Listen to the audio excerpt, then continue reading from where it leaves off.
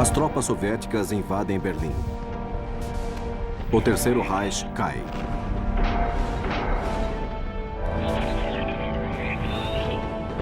O Führer está na superfície. Se refugiou em um abrigo subterrâneo para evitar cair em mãos inimigas.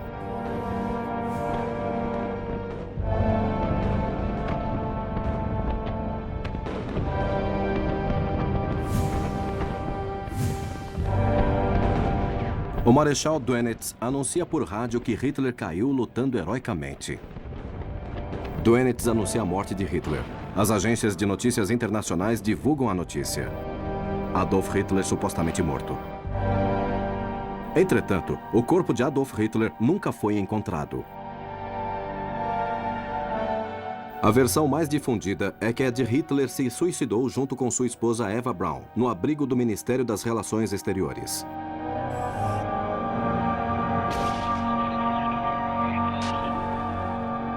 Mas podemos provar conclusivamente que Hitler cometeu suicídio em Berlim? –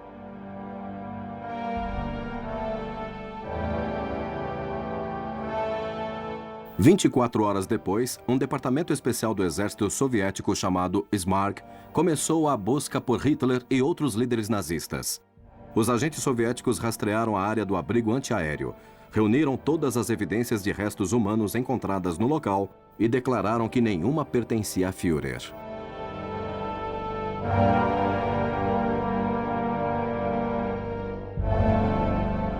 Algumas horas mais tarde, Joseph Stalin denunciou ao mundo que Hitler havia fugido.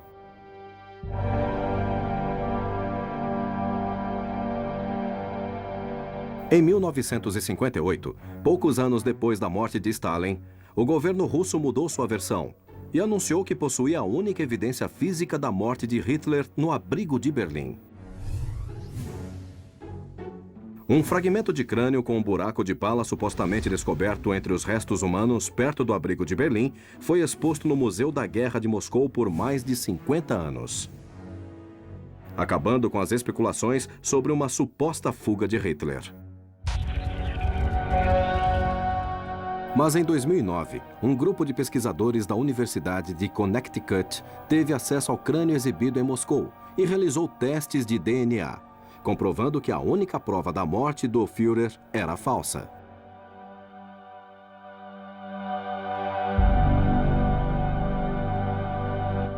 Então, o que realmente aconteceu com Adolf Hitler?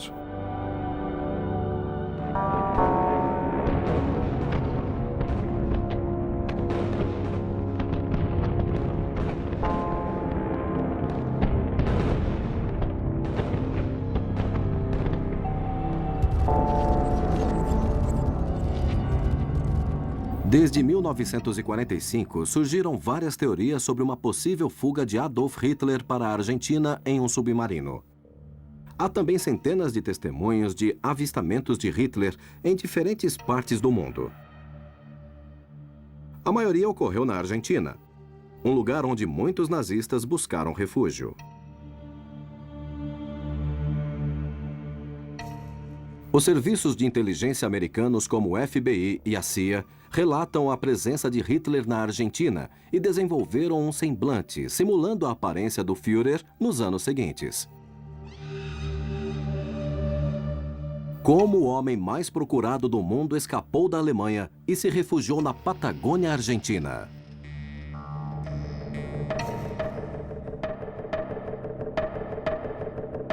Em uma investigação inédita, seguiremos os eventuais passos de Hitler em sua fuga para a Argentina.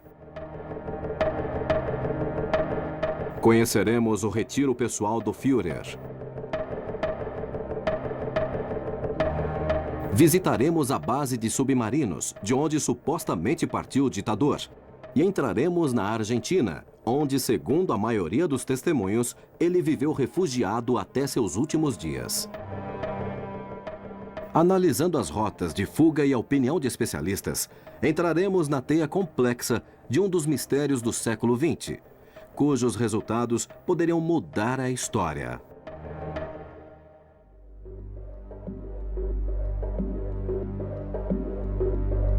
Carlos de Napoli, historiador e escritor especializado em nazismo, começa seu trabalho em Berlim, juntamente com o pesquisador e produtor Mariano Gomes, onde buscam a primeira evidência da possível fuga de Hitler.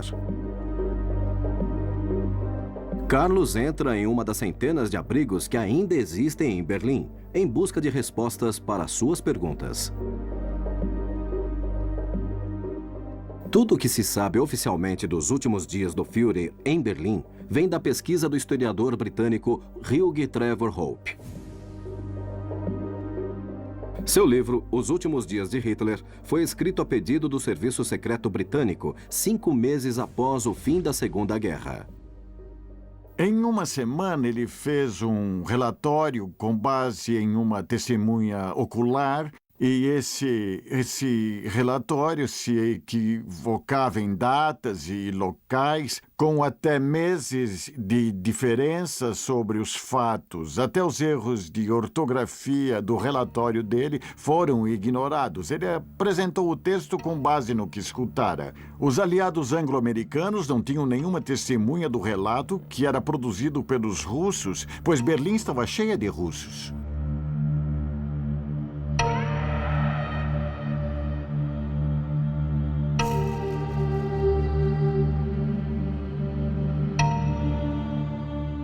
Segundo as investigações, Hitler chegou a Berlim em 20 de abril de 1945, no dia em que completava 56 anos. Sua missão era comandar pessoalmente a defesa do Reich. As informações supostamente obtidas na investigação mostravam que naqueles dias, Hitler atravessava um período de grande nervosismo e culpava a todos, menos a si mesmo, pela derrota militar. As testemunhas citadas por Trevor Hopper disseram que Hitler passou seus últimos dias acompanhado pela amante, Eva Braun, e pelo ministro da propaganda, Joseph Goebbels. Na noite de 29 de abril, ele se casou com Eva na pequena sala de conferências do abrigo antiaéreo. Após a cerimônia, os noivos se retiraram para seu quarto para um jantar de casamento. Às 2h30 de 30 de abril, Hitler convocou uma dúzia de colaboradores dos abrigos próximos e se despediu, para nunca mais ser visto. O relatório conclui que, após o suicídio, alguns funcionários levaram o corpo do Führer ao jardim do Ministério das Relações Exteriores e o queimaram. A uma testemunha eu interrogo, faço perguntas, olho nos olhos. Ele não fez nada disso. Todas as testemunhas que teve, a maioria ele não viu, não entrevistou, nem o Reich ele interrogou. Antes do início da Segunda Guerra Mundial, o poder político de Hitler era exercido a partir do Ministério das Relações Exteriores do Reich. Como contemplavam a possibilidade de bombardeio inimigo em Berlim, os nazistas haviam construído um abrigo sob o edifício. Nos jardins do Ministério das Relações Exteriores, não entrava ninguém que não fosse por convite direto de Hitler ou por sua própria mão. Ninguém podia ver o luxo e a ostentação em que viviam, enquanto de fora tinha-se a imagem de que o Führer estava trabalhando. Nesta área ficava o edifício do Ministério dos Negócios Estrangeiros, onde Hitler passou seus últimos dias, segundo algumas teorias. Em algumas salas, dependendo da versão de muitos historiadores, inclusive a minha, estava Hannah Reich, que era a piloto favorita do Führer. E ela disse que viera buscá-lo, que deveria sair de lá e que o avião estava pronto.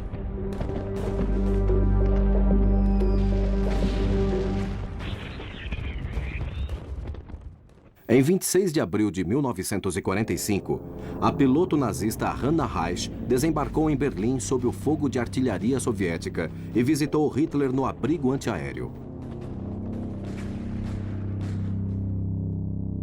Hannah Reich supostamente entrou no abrigo e se encontrou com Hitler, dizendo que tinha instruções para levá-lo para o norte, junto com sua esposa Eva Braun.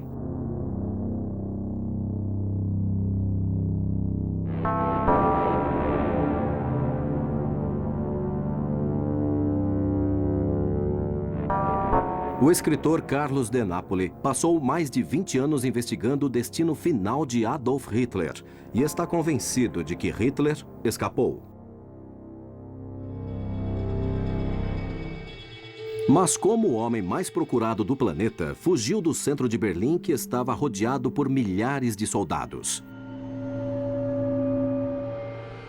Alguns pesquisadores e historiadores, como Patrick Burnside, acreditam que Hitler pode ter sido resgatado poucas horas antes da queda pela piloto nazista Hannah Reich.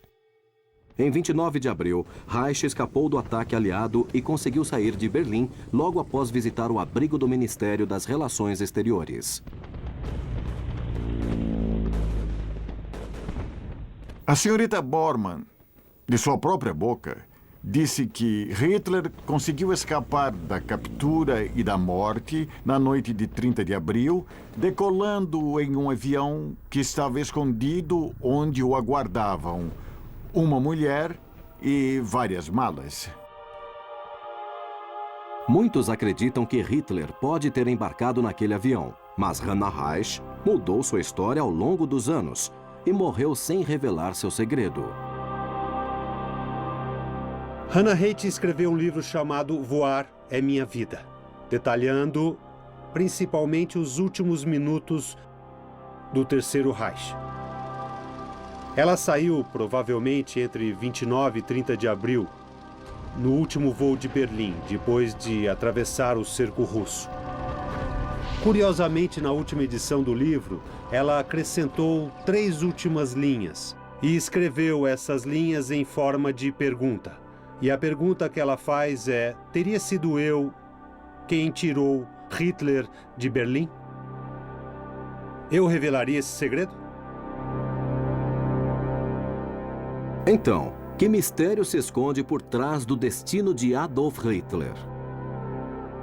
Com a queda de Berlim, um departamento especial do exército soviético chamado Smerk, comandado pelo tenente-coronel Ivan Krinenko, começou uma busca pelos restos mortais de Hitler e outros líderes nazistas. Agentes soviéticos rastrearam a área em volta do abrigo e reuniram todas as provas de cadáveres que encontraram no local, até mesmo os restos de corpos queimados, mas nenhum pertencia a Hitler. A hipótese do corpo queimado foi então questionada por especialistas.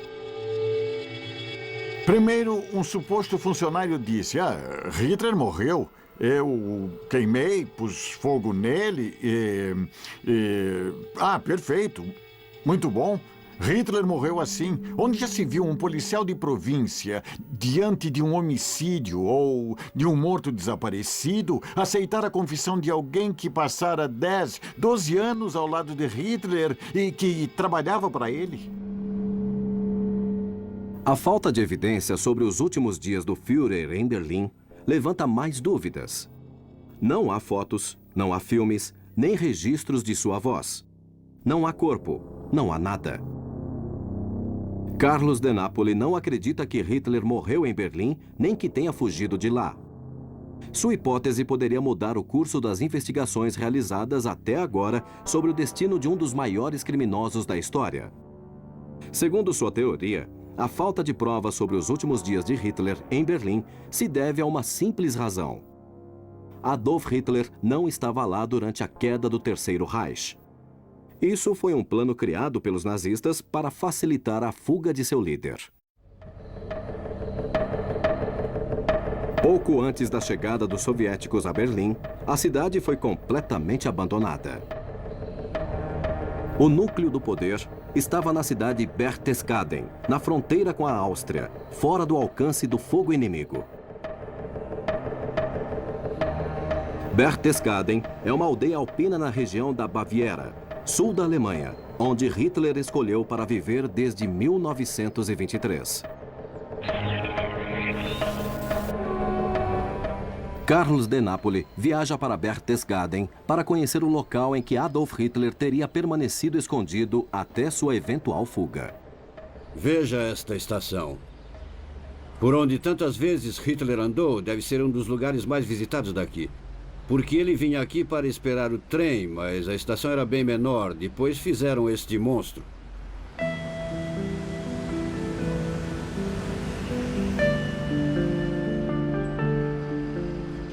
Hitler realmente chegou a Berchtesgaden por acaso. Na primeira visita, no início de 1923, como o próprio Hitler disse depois, ele se apaixonou pela paisagem imediatamente. Em 1928, ele teve a oportunidade de alugar uma pequena casa para as férias, a residência Wachenfeld. Primeiro ele a alugou, mas em 1932 ele teve a oportunidade de comprá-la. No verão de 1933, Hitler finalmente adquiriu a residência Wachenfeld. Ele comprou a casa e, paralelamente, também se tornou o chanceler interino do Reich. E com a tomada do poder e a compra da residência Wachenfeld, iniciou-se a grande reforma de Obersalzberg, que era uma área restrita do Führer.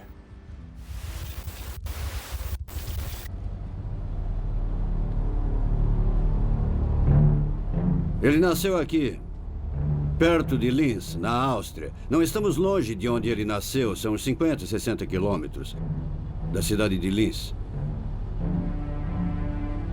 Pelos relacionamentos pessoais que tinha, ele conseguiu um meio de viver um tempo em Munique e um tempo aqui, onde ele gostava, na montanha, pintando, essas coisas. Em Berchtesgaden não estava apenas uma casa de Adolf Hitler, sendo o local de nascimento do poder político nazista. Também abrigava o comandante da Luftwaffe, Hermann Göring. Mas abaixo das colinas de Berchtesgaden havia uma cidade subterrânea composta por 6.700 metros de túneis. Assim, Berchtesgaden se tornou uma fortaleza. Ideal para manter a salvo Adolf Hitler nos últimos dias do Terceiro Reich.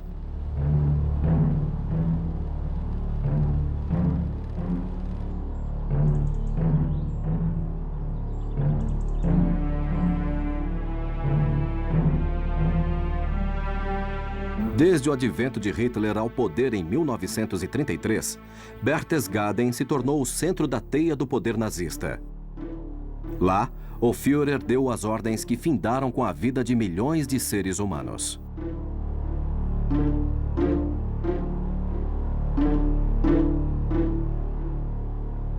Sob as montanhas e as residências de Berchtesgaden, havia uma verdadeira cidade escondida. Albert Feiber? Olá. Este é Carlos Tudo de bem? Nápoles. Neste local encontram-se os escritórios administrativos de Obersalzberg, que mais tarde se tornaram os escritórios do partido onde ficava Martin Bormann. A casa de Hitler era um pouco mais longe, avançando por esta área mais uns 250 a 300 metros. O Berghof foi atingido por bombas em 1945 e depois queimado pela SS. As ruínas foram detonadas em 1952 e a área foi reflorestada, de modo que agora não resta nada que lembre o que havia Isso ali. mesmo.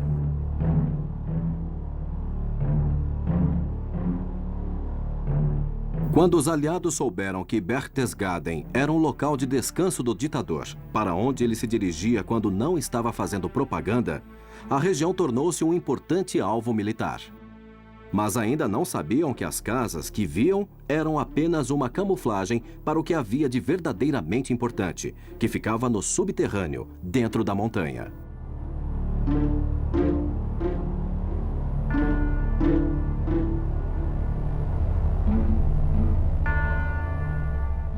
De fato, de acordo com as próprias leis dos nazistas, deveriam ter sido construídos abrigos em Obersalzberg, simplesmente porque era uma ordem. Todos os edifícios públicos, todos os edifícios importantes precisavam ter um abrigo em caso de ataque aéreo. Hitler não permitiu isso e disse: "Em minha casa não, eu não me sinto à vontade." Desde o início da guerra, devido aos ataques aéreos, a família de Martin Bormann e a família de Albert Speer foram transferidas a Obersalzberg por questões de segurança. Quando os aliados tomaram conhecimento de que a cúpula do poder encontrava-se em Berchtesgaden, Bormann tentou convencer Hitler a construir um abrigo em Obersalzberg. Em 1943, após o primeiro ataque à cidade de Munique, Hitler concordou com a construção do abrigo, pois acreditava que Obersalzberg também poderia ser bombardeada. Então, em agosto de 1943, iniciou-se a construção do abrigo. E foi muito fácil por várias razões. Obersalzberg foi classificada como importante para a guerra por 2 motivos. Primeiro, todos os trabalhadores que estavam em Obersalzberg trabalhando na construção do abrigo eram essenciais, ou seja, eles não precisavam ir para a guerra se trabalhassem em Obersalzberg. Segundo, embora durante a guerra tenha havido grandes problemas de abastecimento e de falta de materiais de construção, isso não acontecia em Obersalzberg, porque como o projeto de construção era importante para a guerra, havia todo o material necessário naquele lugar. Havia até 6.000 pessoas trabalhando na construção do abrigo para conseguir concluí-lo em tão pouco tempo, em um tempo tão curto como aquele. Com a construção do abrigo de Obersalzberg, Berchtesgaden, residência de Hitler e da liderança política nazista, tornou-se o local mais seguro e melhor protegido na Alemanha.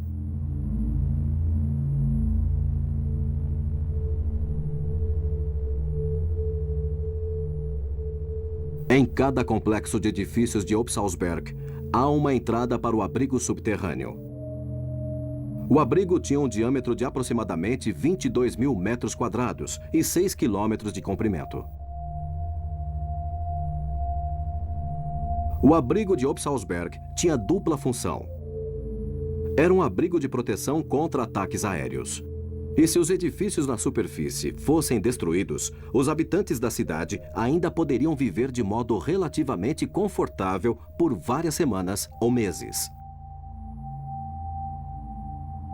Como vocês podem ver, o gerador de energia do abrigo ficava bem aqui. Esses abrigos foram construídos de modo que tinham uma fonte de energia independente do fornecimento público. Bormann e os nazistas estavam com medo dos ataques aéreos a Obersalzberg, mas também temiam sofrer ataques com gás venenoso. Por isso, estava prevista a construção de uma área especial na entrada. Então, se houvesse ataques com gás, as pessoas poderiam tirar as suas roupas, tomar banho e descontaminar-se. E então trocar de roupa e depois vir para esta área do abrigo aqui.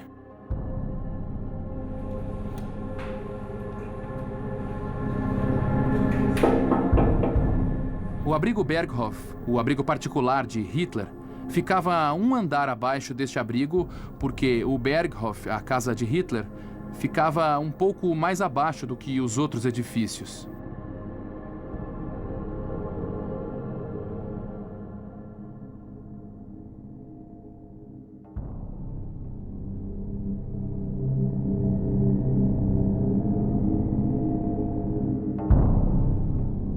Apesar de ser o local mais bem protegido da Alemanha, a vida de Hitler ainda estava em perigo em Berchtesgaden. É verdade que alguém tentou matar Hitler aqui, que houve um atentado? É isso mesmo. A segurança era um problema enorme. Sempre havia tentativas de homicídio. Pelo que eu sei, houve muitos atentados. Simplesmente porque as pessoas vieram em massa para cá nos anos 30. Também há o relato de uma tentativa suíça de assassinar Hitler em Obersalzberg, que ficou conhecida como Operação Foxley. Sim. E foi encomendada pelo Serviço Secreto Britânico. Das profundezas dos abrigos de Berchtesgaden, Adolf Hitler e Eva Braun teriam fugido para seu destino final, uma estância nas distantes terras da Patagônia Argentina, onde, de acordo com muitos testemunhos, eles viveram refugiados até seus últimos dias. A falta de provas sobre a morte de Hitler em Berlim gerou novas teorias sobre os últimos dias de Hitler. A investigação feita por Carlos de Napoli indica que Hitler passou o fim da guerra em Berchtesgaden. A localização estratégica, os sistemas de segurança complexos e de conhecidos e a predileção de Hitler pelo lugar podem esclarecer o destino de um dos maiores criminosos da história. Vai ser difícil descobrir onde era a casa, né? Com licença, a casa de Hitler era para que lado? É pra lá. Pra cá? Isso, Aqui? é só seguir em frente. Se seguirem Entendi. o caminho, vão... Bom, eu acho que é mais Por aí fácil ou ir por por aqui? ali. Bom, na minha opinião, vocês Ah. deviam ir por ali. Está bem, vamos por Ali, aqui. ó. O Berghoff, quando ele o remodelou, ele construiu de frente para o norte. Ele fez uma casa que não era virada para o sol. Uma casa muito fria mesmo.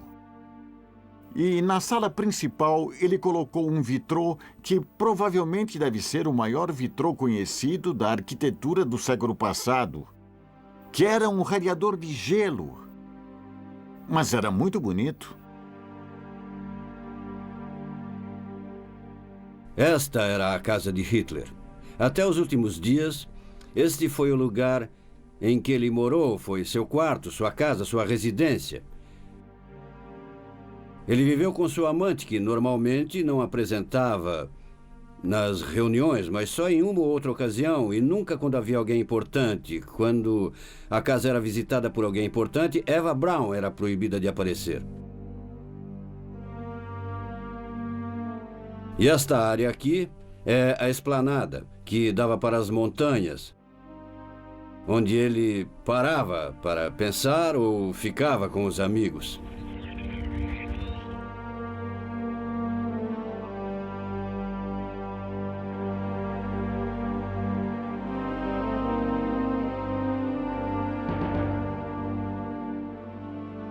Hitler gostava do frio e não gostava dos raios do sol. O único problema que teve, e que ficou bem evidente até seus últimos dias conhecidos, foi uma doença de tireoide. Hoje sabemos que quem sofre disso precisa de cuidados especiais. Ele sentia um calor terrível e tinha necessidade fisiológica de comer doces. Era isso que Hitler fazia? A predileção de Hitler pelo clima frio que abrandava sua doença é uma das hipóteses que sugerem que Hitler pode ter fugido para a Patagônia, um dos climas mais parecidos com o de Berchtesgaden.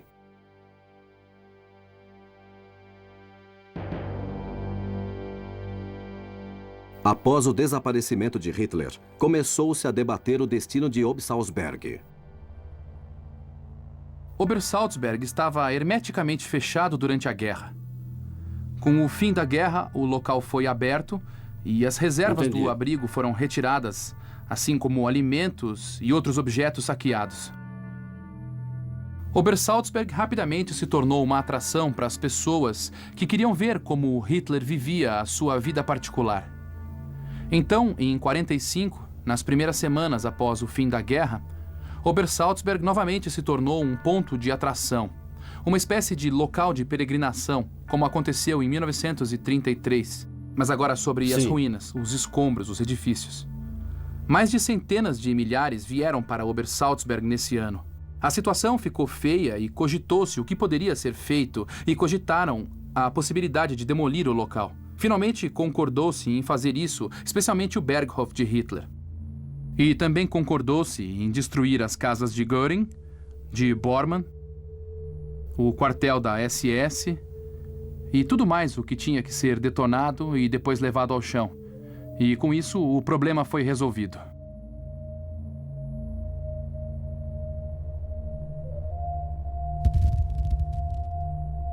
Aqui ainda há ruínas, restos de paredes. Aqui nós encontramos algo. Disseram que recorreram à demolição por causa do número de pessoas que vinham para cá. Mas parece que algumas pessoas sentem falta daquilo, porque aqui encontramos uma vela, que aqui na Alemanha é usada para recordar.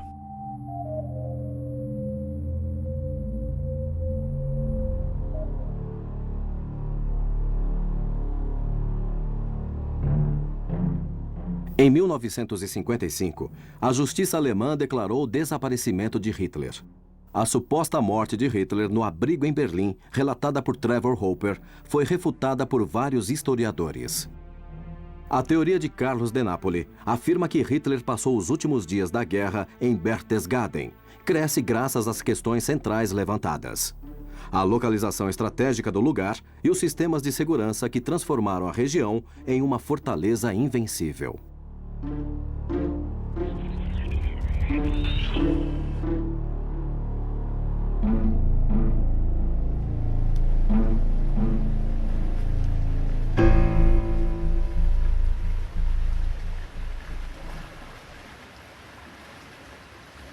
A chegada de Hitler a esse lugar deve ter sido chocante. Imagine uma aldeia pequena e, de repente, apareceu Hitler e toda a comitiva que se instalaram nos arredores, construindo uma enorme estação de trem. De fato, é surpreendente que uma pequena aldeia nas montanhas tenha se tornado o centro político do Terceiro Reich, onde se tomava todas as decisões. É algo realmente extraordinário, não? Além de tudo, é um belo lugar. Ele não escolheu um lugar qualquer para se instalar. Já jantaram e daqui a pouco vão dormir. Sim, daqui a pouco vão dormir. Aqui tudo fecha às 6.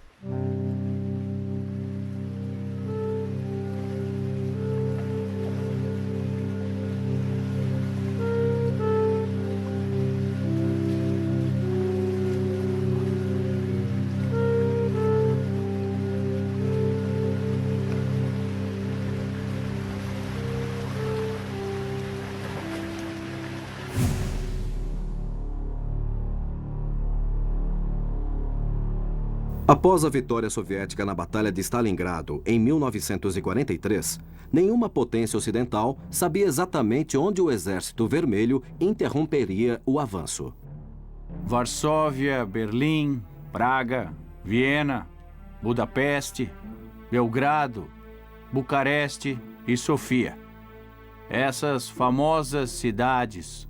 O primeiro-ministro britânico Winston Churchill, como representante da elite capitalista, ordenou o início das estratégias para deter o avanço comunista na Europa.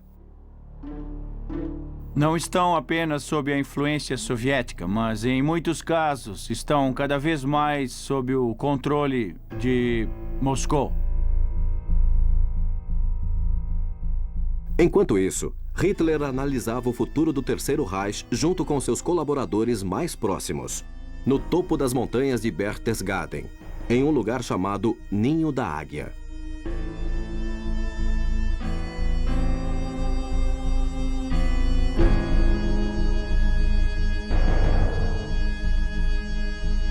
Foi algo que ocorreu a Bormann e que Hitler aprovou. Fica a cerca de 800 metros da casa onde Hitler morava, ou seja, o Berghof. E foi feito com uma intenção, podemos dizer, perversa, a de impressionar bastante aqueles que visitavam o local.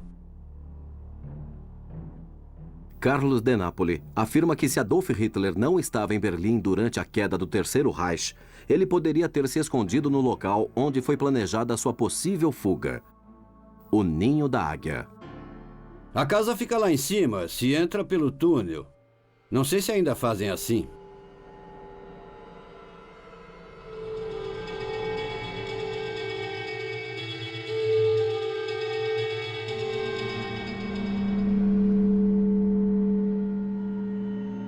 É uma porta dupla, veja, não é uma porta comum.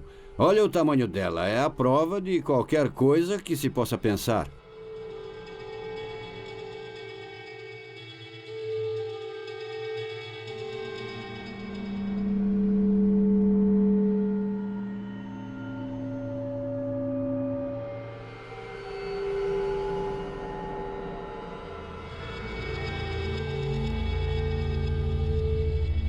Desde sua construção em 1938, o Ninho da Águia foi utilizado por Hitler para fascinar colaboradores próprios e funcionários estrangeiros. Tudo está coberto para que não... Isso é loucura, é impressionante. Imagine o cara trazendo um diplomata aqui, o carro para ali, ele vem para cá, chega um elevador de bronze.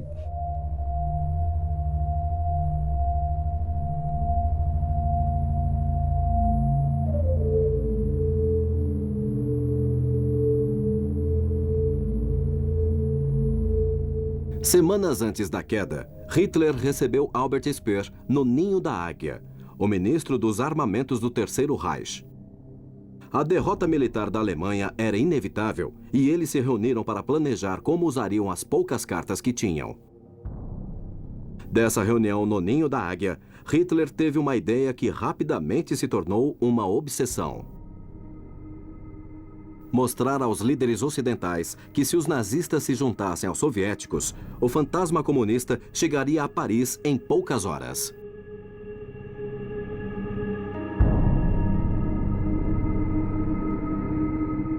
O que aconteceu foi o seguinte. Já houvera a Batalha de Stalingrado em 1943, com a rendição das forças alemãs. E a partir daí ficou claro que a Alemanha estava totalmente derrotada. Então, nessa reunião, em que estavam Speer e Hitler, eles iriam moldar o futuro da Alemanha. Após a fracassada invasão da União Soviética, já não havia mais petróleo. O petróleo do Cáucaso, que era o que impulsionava a invasão soviética, não estava mais disponível. Portanto, a economia alemã e o sistema militar iriam desabar a qualquer momento. Speer tenta convencer Hitler, que a princípio se recusava, da necessidade de chegar a um acordo com os aliados, sob a ideia de que, se não houvesse acordo, a União Soviética iria ocupar toda a Europa.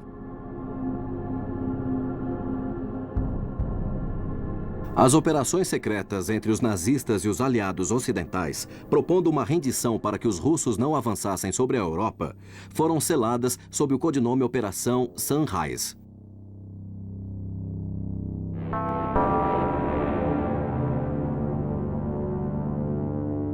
Quando Stalin descobriu a operação, imediatamente informou o presidente americano, advertindo que, se os acordos fossem efetivados, permitiria a fuga de Hitler pelos bastidores. No início de abril de 1945, Stalin foi informado das negociações feitas sem o conhecimento dos soviéticos e as denunciou publicamente. Em meados de abril, Hitler ordenou a divisão do exército alemão em 2 grupos para facilitar a ação dos mediadores. Os acordos com o setor norte do exército nazista foram realizados entre o comandante Heinrich Himmler e o presidente da Cruz Vermelha Sueca, o conde Folke Bernadotte.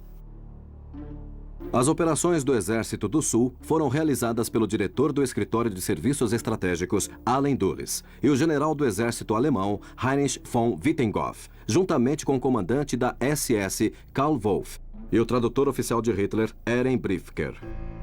Mais tarde, nas reuniões do protocolo, quando perguntaram a Stalin o que acontecera com Hitler, ele diz claramente que Hitler estava fugindo em um submarino. Primeiro, ele disse que ia para a Espanha ou Japão, mas depois disse que sabia que Hitler estava fugindo para a Argentina. Depois de ver isto, essas estradas à noite nesta região... Sim, parece exatamente o mesmo que as estradas em San Martín de los Andes, ou os arredores. Assim, com este tipo de árvores. Realmente chama atenção, né? É muito parecido, bem parecido mesmo.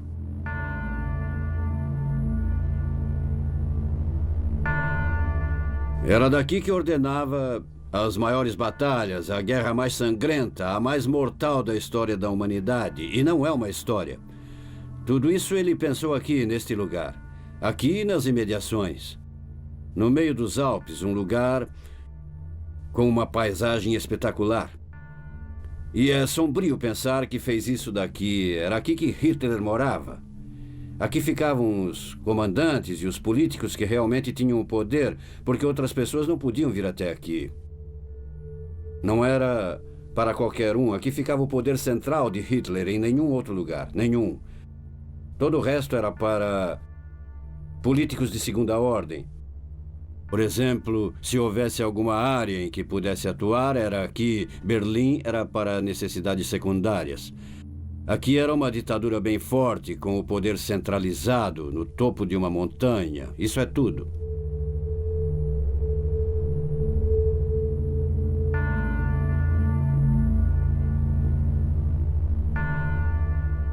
Em 25 de abril de 1945, 10 dias antes do fim da guerra e 5 dias antes do suposto suicídio de Hitler, aviões britânicos bombardearam Berchtesgaden.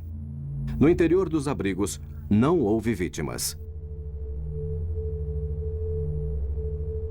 As pessoas que construíram o abrigo se refugiaram nele, enquanto as construções como Berghof e outras casas eram destruídas.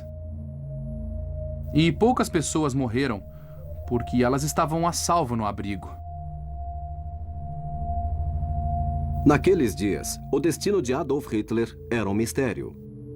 Não há nenhuma evidência física que comprovasse sua estadia em determinado lugar. Não havia fotos, não havia corpo, não havia nada.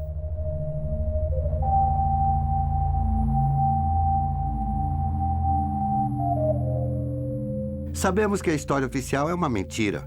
O relato de Trevor Roper é uma história inventada pela inteligência britânica para se livrar das acusações de Stalin de que haviam feito Hitler fugir. Sabemos que o corpo de Hitler nunca foi encontrado. O cadáver, nem o dele, nem o da sua companheira, na verdade foram dados como desaparecidos 10 anos depois, sem encontrarem os corpos. Nem saber o que tinha acontecido com eles. Então, nós não sabemos todo o resto.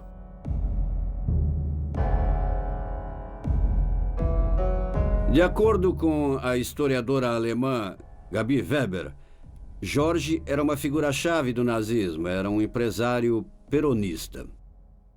Foi a pessoa escolhida para lavar o dinheiro nazista, que tinha vindo para a Argentina na forma de barras de ouro ou sob a forma de ações que tinham sido criadas pouco antes da guerra terminar. O que aconteceu nos últimos dias de Hitler? Segundo ele, partiram de um aeroporto perto de Berchtesgaden e foram para a Noruega. De lá vieram de submarino para a Argentina. Estamos a 4 quilômetros de Berchtesgaden e cerca de 10 quilômetros, aproximadamente, de onde ficava a casa de Adolf Hitler. Há versões de historiadores que dizem que Hitler veio a este lago em Berchtesgaden com alguns hidroaviões que o acompanhavam e, eventualmente, partiu para um destino desconhecido.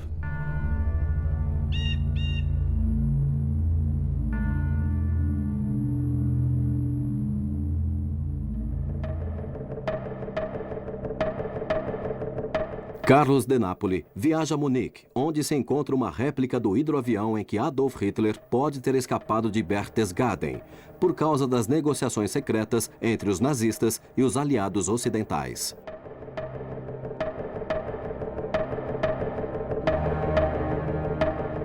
No final da Segunda Guerra Mundial, a improvável aliança entre soviéticos e ocidentais transformou-se em uma crise nuclear. Além dos acordos feitos para uma eventual fuga de Hitler, Allen Dulles, diretor do Instituto Americano de Serviços Estratégicos, liderou a Operação Grampo de Papel, projetada para capturar cientistas nazistas como Werner von Braun, futuro diretor da NASA.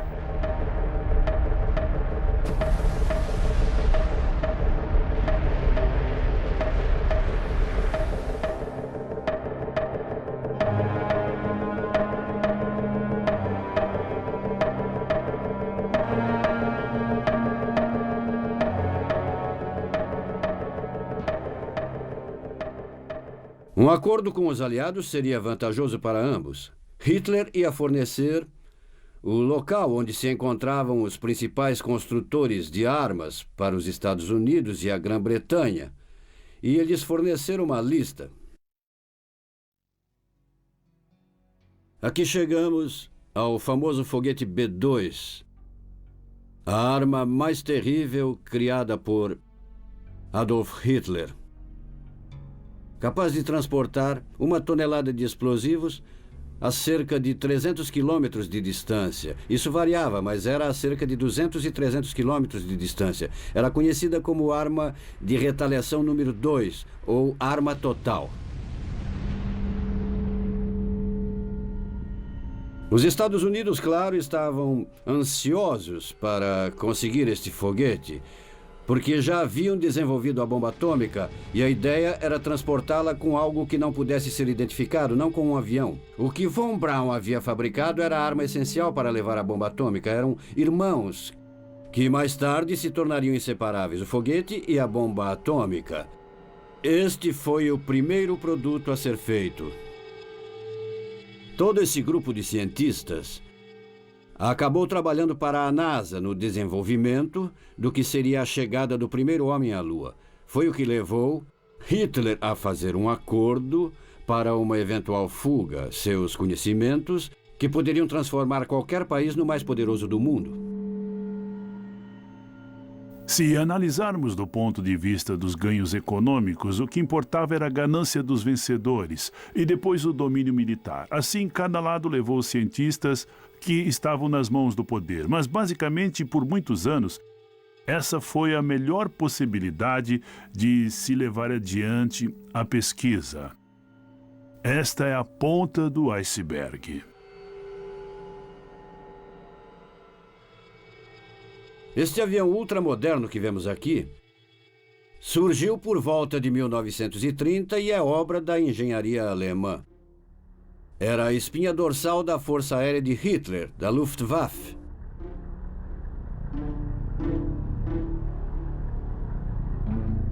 O avião que temos aqui é um Fissler Storch. É muito importante dentro da história que estamos relatando, já que Trevor Hopper afirmava que Hannah Reich o utilizou para chegar a Berlim. No último momento, ela foi ao abrigo pedir que Hitler escapasse nesse avião. Ela poderia salvá-lo nesse avião porque ele decola em 60 a 70 metros. Além da robustez que se observa no sistema de aterrissagem, o trem de pouso permitia lidar com qualquer eventualidade. Temos aqui um dos participantes da eventual fuga de Hitler em Berlim nos últimos dias da guerra.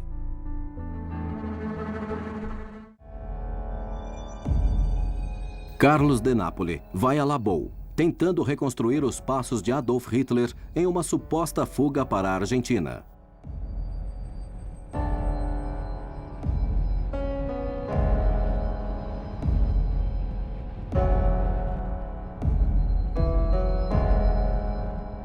Todas as teorias que afirmam que Hitler fugiu de avião durante as últimas horas da Segunda Guerra Mundial concordam que seu primeiro destino foi o porto de Holstein, onde operava a base de submarinos mais importante do Terceiro Reich.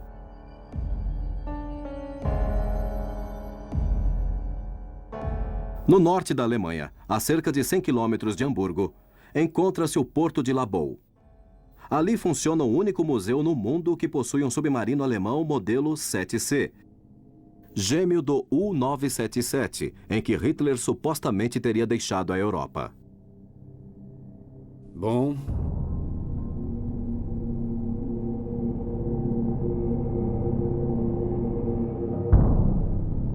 Se houve uma chegada ou uma fuga da Alemanha, deve ter sido por submarino. Não há outras opções, porque por avião era impossível. Naquela época e naquele dia era impossível, impensável.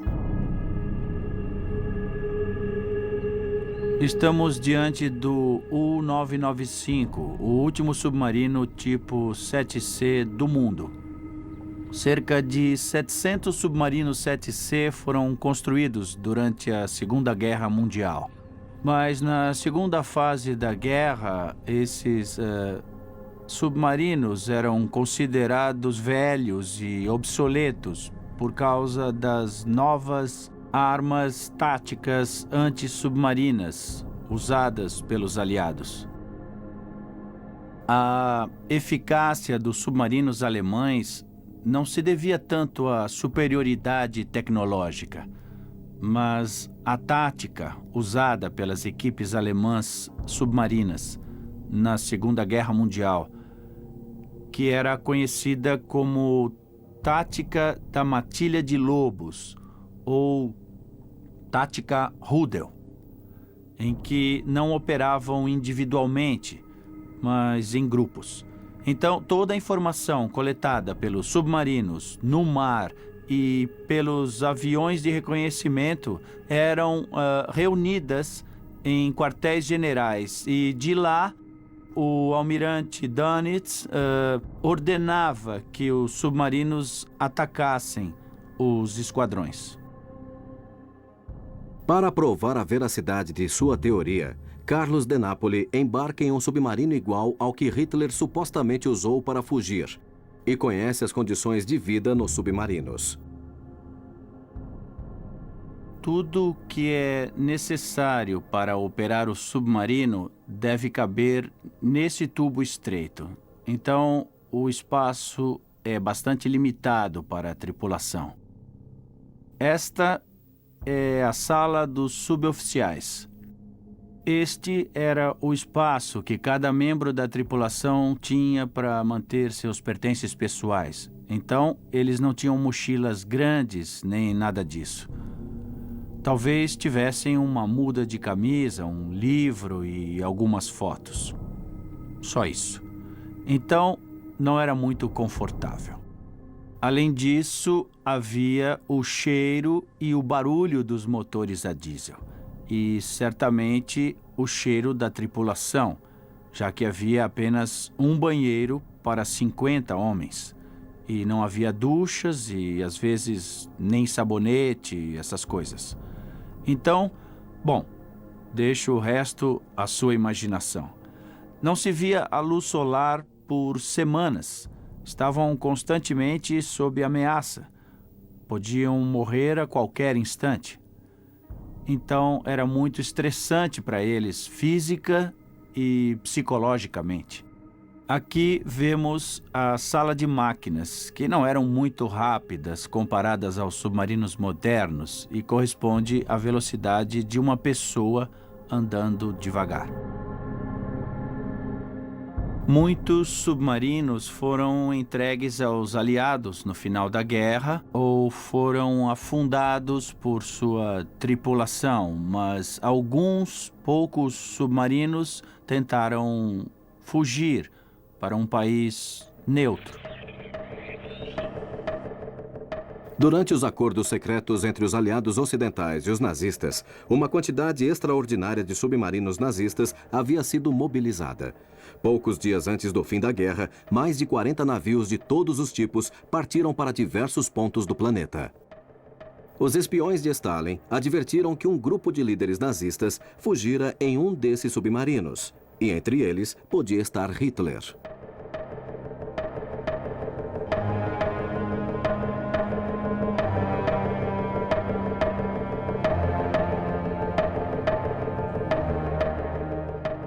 Estes são os edifícios originais da base Holstein, base de submarinos usada pelos nazistas durante a Segunda Guerra Mundial.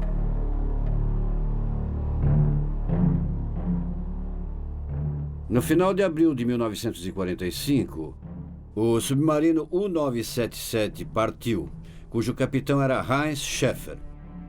Naquela viagem, vários autores concordam que desta base, muitos nazistas embarcaram em direção à Argentina.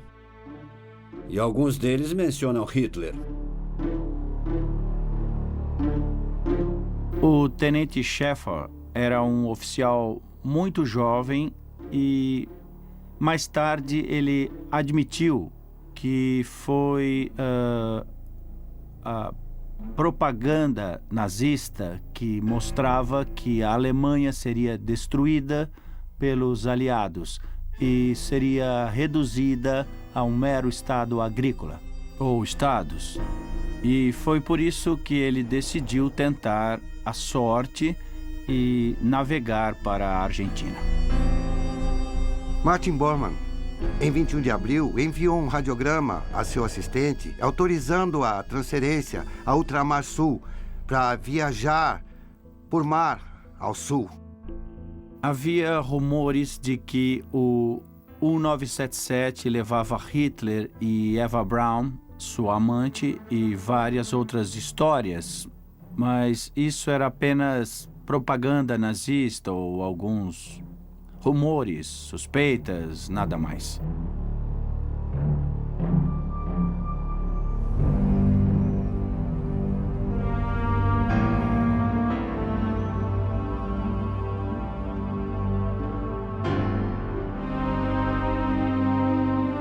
A base de submarinos Holstein concentrava o movimento de submarinos nazistas que partiram para o Oceano Atlântico. De lá, partiram submarinos na última operação secreta do Terceiro Reich. Ultramar Sul. Pelo menos 50 líderes nazistas viajaram em submarinos para a Argentina.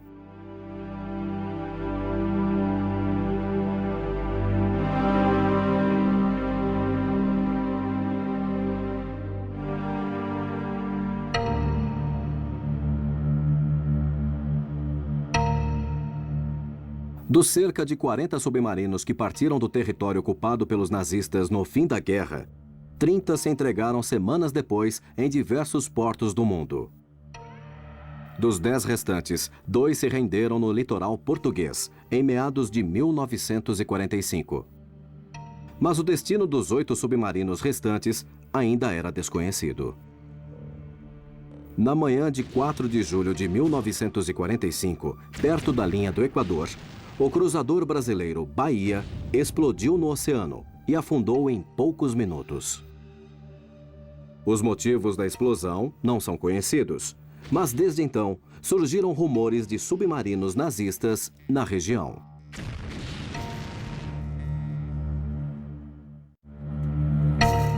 Estamos entrando.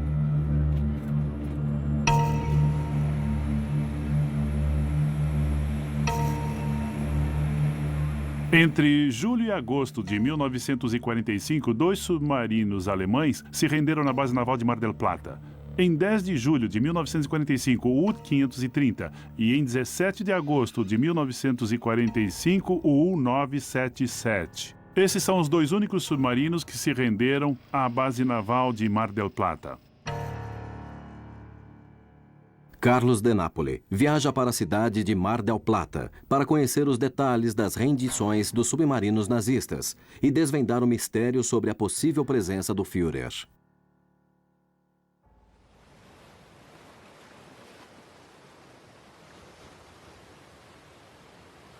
Não é apenas a base naval, mas é específica para submarinos. Devemos ver a base, porque deve ficar no lugar destacado do porto.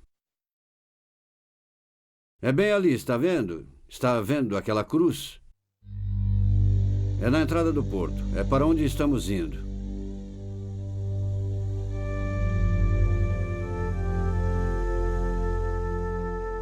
Nós temos autorização para entrar.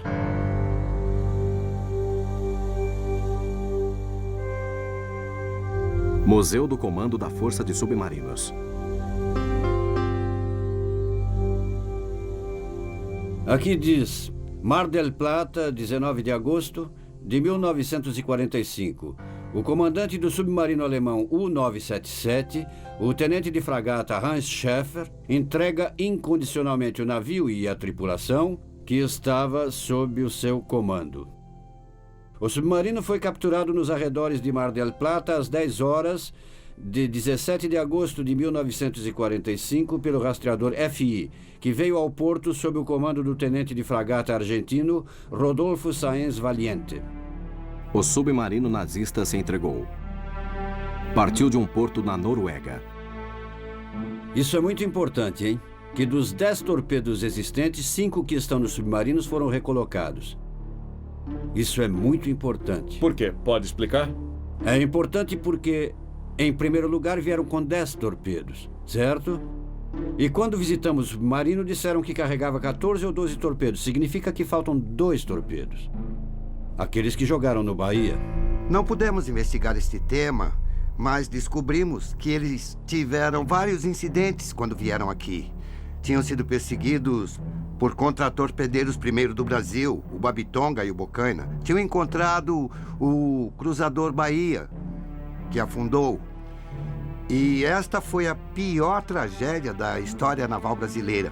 Morreram 333 marinheiros. Levam os náufragos no Bahia a Fernando de Noronha. Afirma que não estavam envolvidos no naufrágio do Bahia. Não há dúvida. Com Perdão, licença, Roberto, com licença. como vai? Tudo bem? Nós estivemos no porto de partida, Aham. na Noruega, no Fjord de Oslo, sim. como diz o jornal, Uhum. de onde partiu o submarino. Sim. Bom, o navio se identificou. Um deles saiu e se identificou com sinais de luzes. Exato. A guarda costeira levou um susto e, teoricamente, foi ao encontro dele, certo? E Isso mesmo. ele ficou no porto, como dizem os recortes de jornal que você viu, e deve ter visto o porto no fundo na foto que liberaram à imprensa. Exatamente.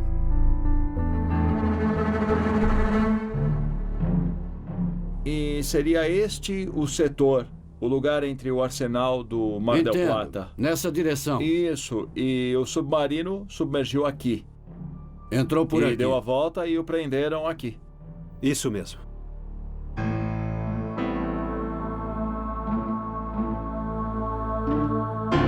Após o fim da guerra na Europa, veio um adido naval americano e um representante da Marinha Britânica e pediram à Argentina para entregar o equipamento militar recuperado. A Argentina cumpriu sua parte como país aliado e entregou tudo. Entregou os submarinos e os marinheiros como prisioneiros de guerra. Posteriormente a essa entrega, começam as discussões e especulações sobre o que realmente aconteceu a esses submarinos, já que em um deles faltava parte da tripulação.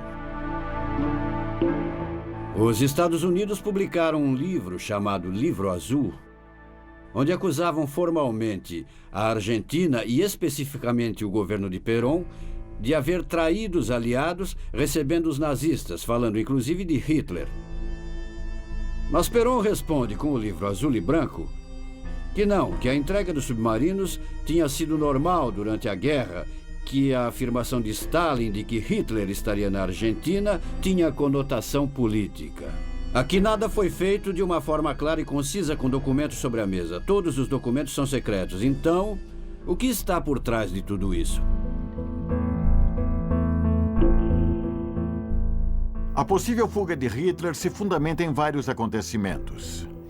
A história é já conhecida, com relatos misteriosos e duvidosos, falsas declarações, interrogatórios que ainda são secretos após 50 anos e... há uma grande quantidade de submarinos que não se sabe qual foi o destino final que tiveram.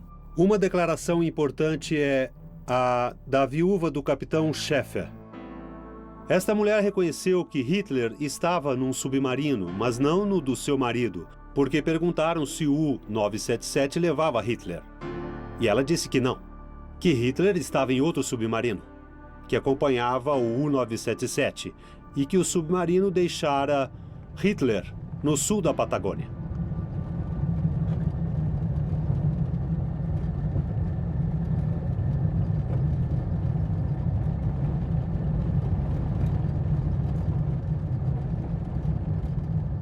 Desde o início do século XIX, os alemães tinham grande interesse na Patagônia Argentina. Em pouco tempo, a região se tornou um local de abastecimento de combustível e mantimentos para os navios alemães. Na área delimitada entre a Caleta de Los Loros e San Antônio Oeste, na costa leste da província de Rio Negro, em um raio de 30 quilômetros, foram registradas nos meses de julho e agosto de 1945 a maioria dos avistamentos de submarinos nazistas. Podem descer. De acordo com a versão dos moradores locais, na maré baixa, que é o que vemos agora, a 800 metros dentro do mar, a uma profundidade de aproximadamente 15 a 20 metros, foi observado até 1958, 1960, uma pequena tubulação que aparecia. Aparentemente era o periscópio do submarino. E com base nessa tecnologia, com o satélite militar da NASA, podemos ver que esta estância, que era uma enorme colônia alemã em 1945, tinha uma pista de pouso que chegava à beira das falésias de Punta Meridianes. Exatamente em frente à pista, pode-se colocar um caminhão ou automóvel e acender com os faróis. Faróis altos. Pode-se iluminar a 100 quilômetros de distância e bem em frente a um ponto com formato de charuto. A 500 metros de distância, vemos a mesma imagem, como muitas testemunhas declararam durante vários anos, porque é uma zona de água muito baixa. Há um mar de areia transportada pelo vento nesta zona. E em situações excepcionais de vento de terra, isso aparece. É um lugar completamente desolado. Se hoje é assim, imagine há 60 anos.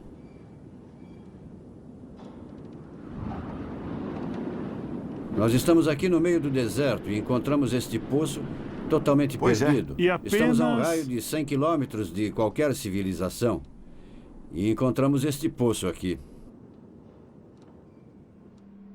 Esses locais foram utilizados pela Marinha Alemã desde o início do século XX para abastecer-se de combustível e alimentos. Por sua vez, para lidar com a falta de facilidades na época, utilizavam este tipo de farol que vemos aqui, para saber em que posição estava o canal, porque em alguns lugares a água é bem rasa.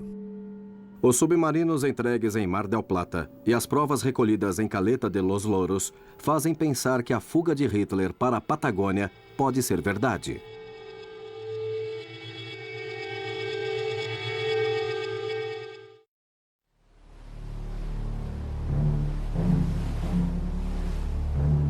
O que vemos aqui são restos do navio Ludovico, que encalhou em 1916 neste litoral.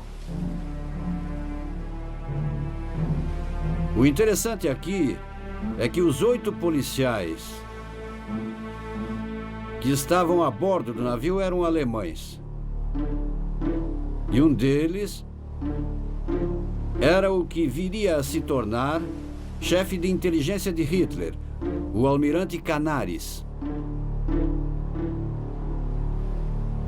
Canaris, na época, era um oficial do exército alemão, mas logo se tornou chefe de inteligência de Hitler, com quem discutia a situação da Argentina e, em particular, da Patagônia. Dados geográficos, a localização de recursos naturais, portos, rotas, serviços, enfim, tinham analisado muito bem toda essa área. Um amigo de Canaris me contou há alguns anos que ele havia confessado que fizera algo quando participara da Primeira Guerra Mundial e fugira do Chile para a Alemanha. Ele contou que tinha estado na Argentina e que fizera algo ali para Hitler. E isto que ele fez para Hitler iria lhe valer o inferno. E com ele aconteceu o mesmo. Canaris desapareceu. Não está claro se desapareceu ou se morreu. A única coisa que se sabe é que o arquiteto do farol morreu. Porque o segredo do que ele fez, ninguém precisava saber. Ora, se Canaris morreu, morreu por este motivo. E se não morreu, foi o guia.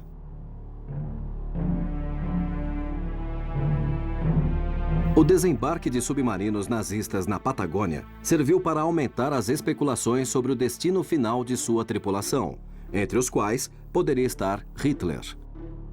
Onde foram parar esses submarinos? Diante de uma enorme estância alemã que após a guerra foi dividida, loteada e vendida para os economistas alemães, os banqueiros alemães, os investidores alemães. Portanto, havia uma enorme estância de 50 mil hectares com dezenas de quilômetros de litoral escarpado e um aeroporto que chegava até as falésias.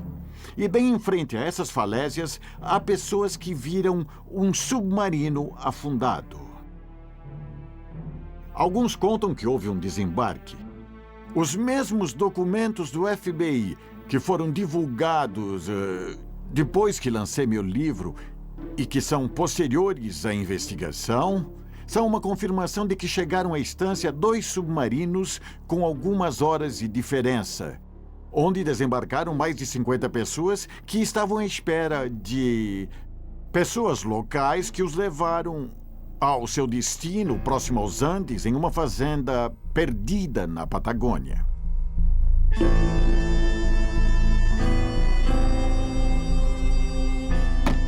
Há um testemunho importantíssimo de Maria Ketakorki, de Krotchek, uma polaca que fugiu da Polônia após a invasão de Hitler. Ela conhecia perfeitamente Hitler, ela ouvia nos jornais, conhecia sua voz de ouvir no rádio. Ela o encontrou no caminho entre o litoral e a Cordilheira dos Andes.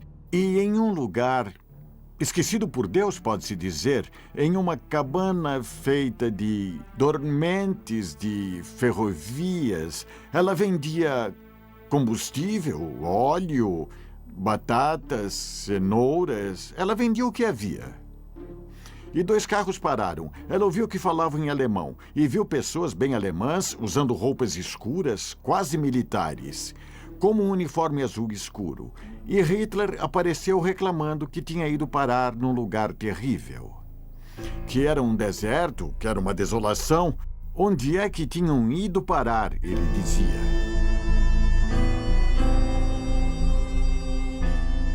Isso poderia ser uma invenção se no lugar de desembarque não houvesse 2 caminhos que levavam a Bariloche ou a San Ramon. E foi o que fez Canáriz. Naquele dia de 1945, em 22 de julho de 1945, quando as estradas estavam fechadas há uma semana para a maior nevasca da história da Patagônia. Então, o caminho planejado por Canáriz era impossível. Pegaram um caminho alternativo que tinha o dobro da distância. E lá no meio estava a polaca. Então, não podendo passar pelo caminho planejado, aquele foi o caminho lógico que escolheram. É impossível inventar um testemunho dizendo que o vira naquele lugar, naquele dia, e que coincide com o testemunho de alguns anos atrás, também conhecido pela Embaixada Alemã em Buenos Aires e em Santiago do Chile, dizendo que houve um desembarque em 21 ou 22 de julho de 2 submarinos em Caleta de los Oros. E de lá só havia 2 caminhos, mas um era impraticável, o outro não, e lá estava a prova.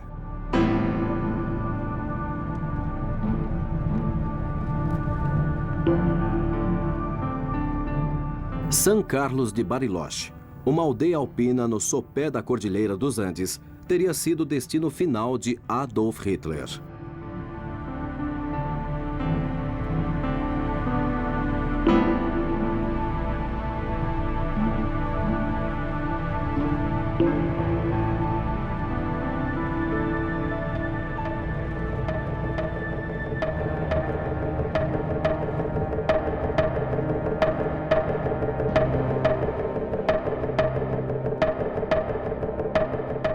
Desde sua fundação em 1909, San Carlos de Bariloche, localizada a sudoeste da província de Rio Negro, no sopé da Cordilheira dos Andes, está ligada à comunidade alemã. Atualmente, é considerada um dos centros de refúgio de criminosos nazistas mais importantes do mundo. Na década de 40, era uma cidade muito pequena, isolada de tudo, nos confins do mundo.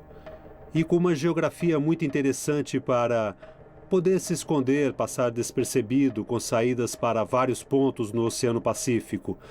Enfim, um lugar privilegiado tanto para viver bem como para passar despercebido, que a maioria deles realmente conseguiu.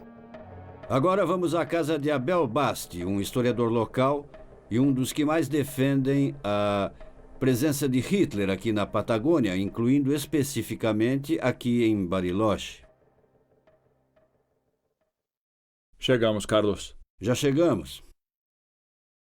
Abel Basti? Como vai? Por favor, entrem. Fiquem à vontade. Como vai, Abel? Tudo bem? Sim, e você, como está? Minhas investigações se baseiam principalmente nos depoimentos de testemunhas diretas, isto é, pessoas que estiveram com Hitler na Argentina. O que corresponde com outros documentos e informações factuais que existem. Então, depois de combinar esses testemunhos com os documentos, vamos montando as provas.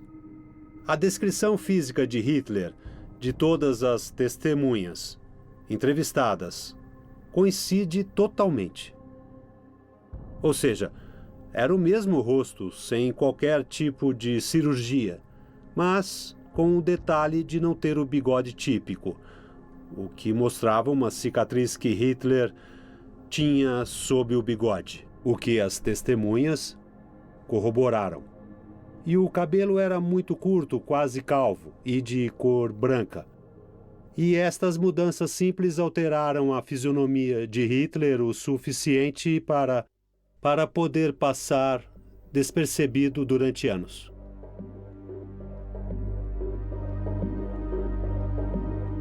Agora vire à esquerda. Pode deixar.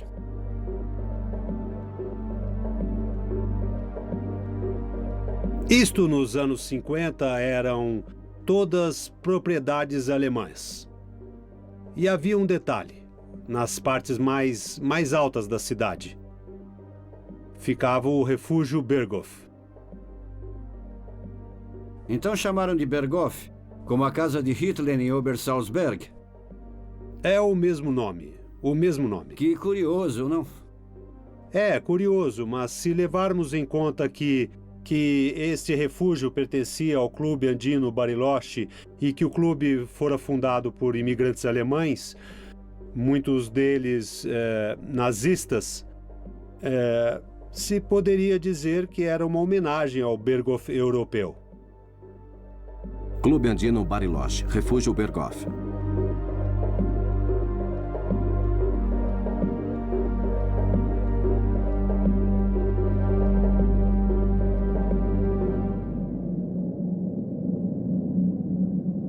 Em 1933, Hitler chegou ao poder e sua segurança tornou-se uma das principais políticas do Estado nazista. Desde então, colaboradores e espiões da inteligência do Terceiro Reich dedicaram-se a buscar refúgio em diferentes partes do mundo para um eventual exílio de seu líder. Hannah Reich é uma pessoa que o próprio Hitler mandara para Buenos Aires em 1934, quando o poder ainda não estava garantido. O que ele fez? Enviou Hannah Reich e Walter George para se juntar à família Bustillo para conseguirem parques nacionais, ou seja, no sul da Patagônia, cerca de 100 mil hectares onde poderia se exilar caso o que estivesse tramando fracassasse. Agora vemos que o escritor Patrick Burnside, que escreveu um livro sobre a possibilidade da fuga de Hitler, em que ele afirma que o ditador esteve nesses lugares.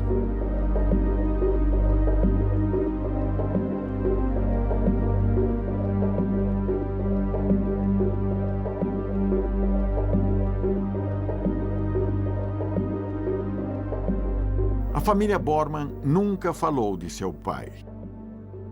A única que falou, em 1962, foi Eva Bormann.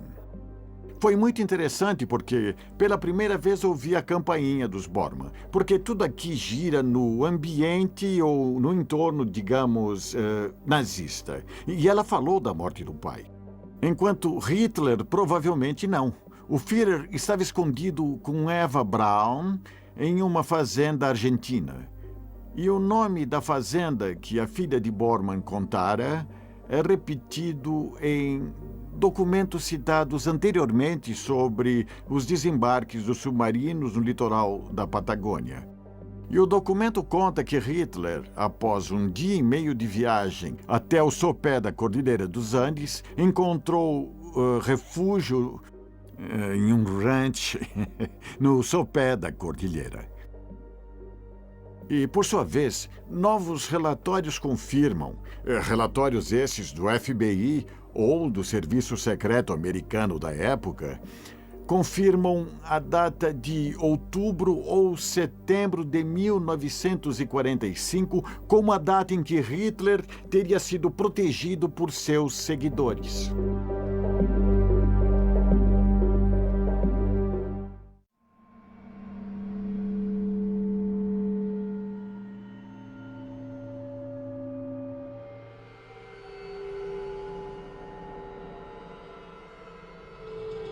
Vamos ao local em que Hitler supostamente ficou, segundo a versão de algumas testemunhas.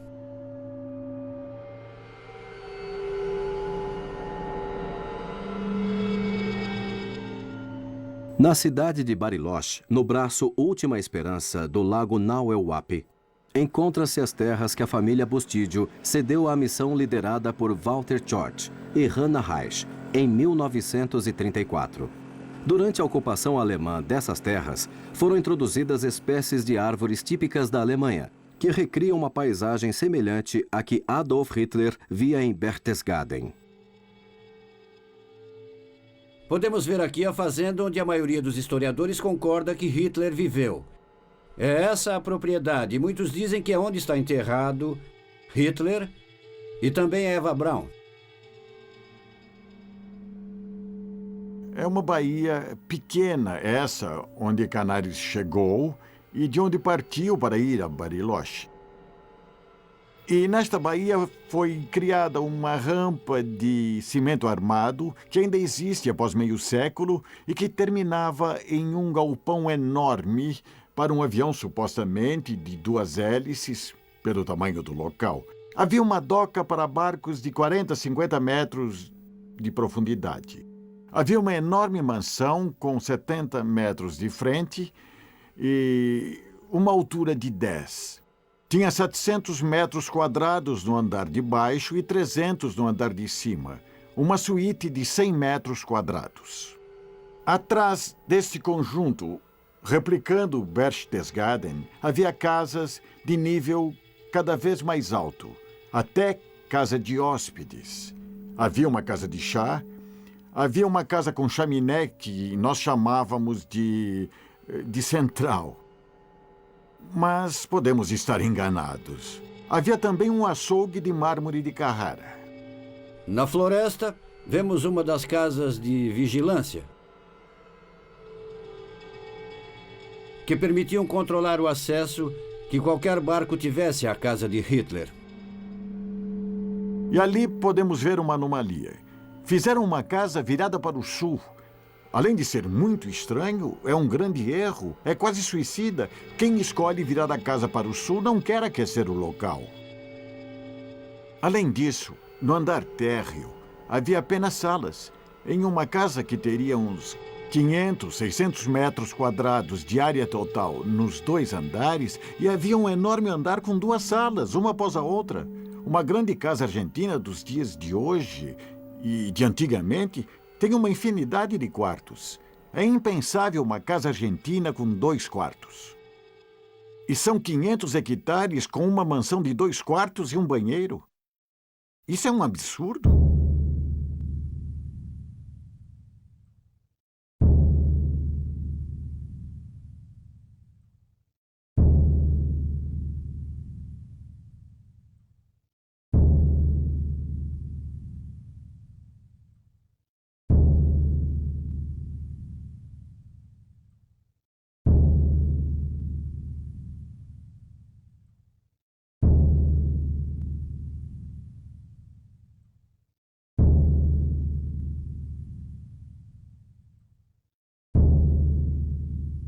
Chegamos ao local. Com certeza, a paisagem é parecida com a de Berchtesgaden, quer dizer, os pinheiros, as árvores, tudo.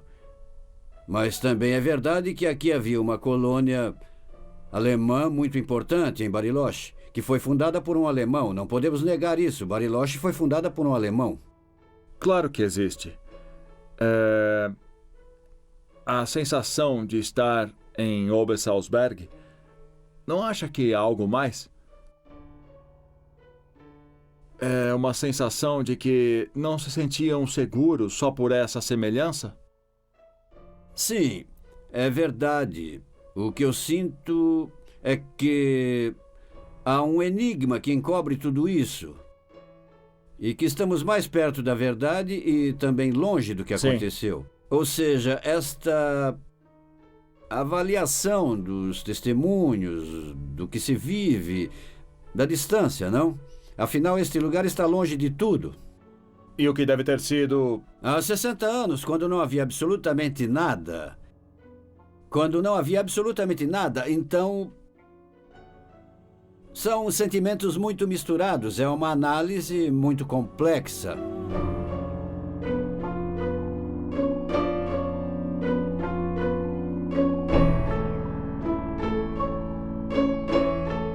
Tudo é contraditório. Essa casa gigante, com guarita. Guarita pra quê? Quem esperavam? E há tantos anos... Uma coisa dessas, nos anos 40, no meio de um lago. Quem espera? Por que estava preocupado esse indivíduo? Com o que se preocupava? Quem vinha buscá-lo?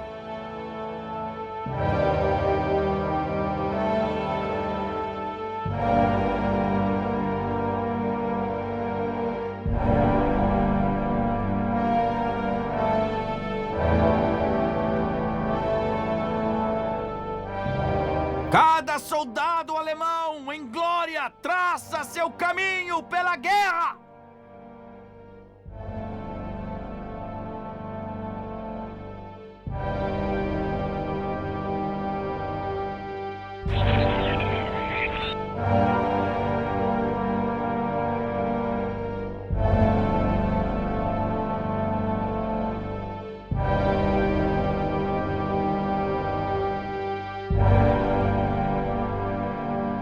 A falsidade do crânio exposto em Moscou e a falsificação da história deixaram o dilema da morte de Adolf Hitler na obscuridade.